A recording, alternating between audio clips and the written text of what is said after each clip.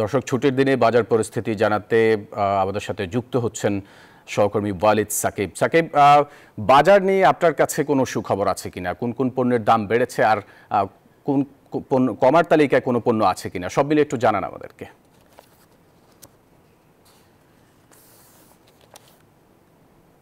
বাজার পরিস্থিতির কথা আপনি জানতে চাচ্ছিলেন। আসলে বাজার নিয়ে খুব বেশি সুখবর আসলে নেই। আমরা আজ সকাল থেকে রাজধানীর বিভিন্ন বাজারে আমরা ছিলাম। আমরা এখানে দেখেছি যে রাজধানীতে বিশেষ করে সবজির দাম কিন্তু বৃষ্টির কারণে জানেন যে সবজির সরবরাহ কিছুটা কমে গিয়েছে বলে বিক্রেতারা দাবি করছে, যার কারণে সব ধরনের সবজির দাম কিন্তু কিছুটা বেড়েছে।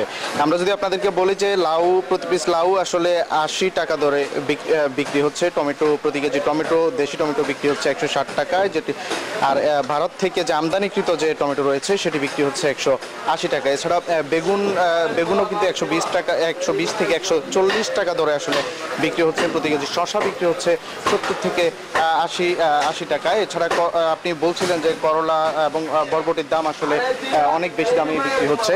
এছাড়া পটল এবং পটলের কথা যদি বলি, পটল প্রতি কেজি পটল আসলে বিক্রি হচ্ছে প্রতি কেজি পটল বিক্রি হচ্ছে 60 টাকায়।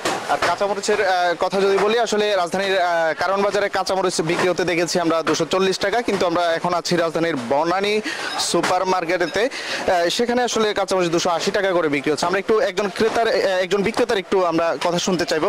সবজির দাম আসলে ঊর্ধ্বমুখী, এর কারণটা কি একটু জানাবেন? সবজির দাম তো আমার ঈদের পর থেকে বাড়তি, মনে হলাম ঈদের পর থেকে একটু মার্কেট কমের দিকে আসবো, আমরা বিক্রি করব, কাস্টমারও নিয়ে শান্তি পাইব। আসলে ঈদের পর থেকে তো জি জি শুনছিলেন যে একজন বিক্রেতা আসলে বলছেন যে আসলে তারা যেটি আমাদেরকে জানাচ্ছেন যে আসলে সরবরাহ কম আর ঈদের পর থেকে আসলে সবজির বাজার ঊর্ধ্বমুখী, সেটি তিনি আমাদেরকে জানাচ্ছিলেন। তো ফয়সাল, এই ছিল আসলে বনানী থেকে আমার কাছে নিত্যপণ্য বাজারের আসলে সবশেষ।